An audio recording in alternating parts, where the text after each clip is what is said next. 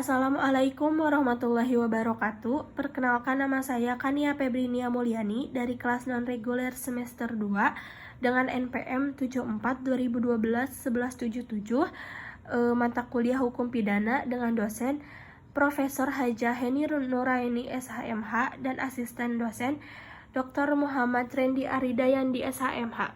Di sini saya akan mereview materi hukum pidana pertemuan ke-9, lanjutan dari pertemuan ke-8, bab 5. Di sini ada kesimpulan, yaitu sifat melawan hukum dapat dihapus dengan adanya alasan pembenar. Menurut sifat melawan hukum formil, alasan pembenar hanya dapat diambil berdasarkan hukum tertulis, sedangkan menurut sifat melawan hukum material, alasan pembenar dapat diambil dari hukum tidak tertulis. Ajaran melawan hukum formil sudah tidak dianut lagi sejak 1963. Yang menentukan adanya alasan pembenar di luar undang-undang adalah hakim apabila terjadi pertentangan antara hukum tertulis dan hukum tidak tertulis. Hukum tidak tertulis tersebut harus dipandang adil dan benar oleh masyarakat umum karena rasa keadilan harus bersifat umum. Sifat melawan hukum material dibagi menjadi 1. Fungsi negatif, yaitu mengakui kemungkinan adanya hal-hal yang ada di luar undang-undang untuk menghapuskan sifat melawan hukumnya perbuatan yang memenuhi rumusan undang-undang. Dan ada fungsi positif, yaitu mengakui suatu tindakan sebagai tindak pidana walaupun tidak nyata diancam dengan pidana dalam undang-undang. Jadi mengakui adanya hukum tidak tertulis sebagai sumber hukum positif.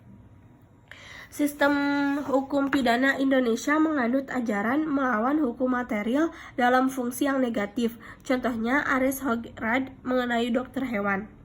Sifat melawan hukum harus dibuktikan apabila dicantumkan secara tegas dalam rumusan undang-undang. Tetapi jika tidak dicantumkan secara tegas dalam rumusan undang-undang, maka dalam fungsi hukum positif harus dibuktikan karena mempunyai unsur konstitutif mendapat tindak pidana jika perbuatan bersifat melawan hukum, dan dalam fungsi negatif tidak perlu dibuktikan.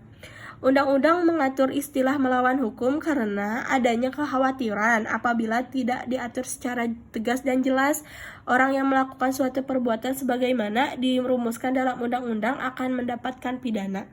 Dengan istilah melawan hukum ada di pasal 167, 168, dan 335 ayat 1 serta 552 KUHP.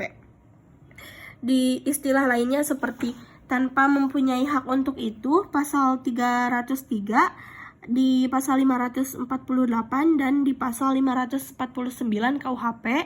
Istilah tanpa izin, pasal 496 dan pasal 510 KUHP dengan melampaui kewenangannya, pasal 430 KUHP. Dan ada tanpa menghilangkan cara-cara yang ditentukan oleh peraturan umum, ada di pasal 429 KUHP. Sekian review materi ke-9 dari saya. Kurang dan lebihnya mohon dimaafkan. Wassalamualaikum warahmatullahi wabarakatuh.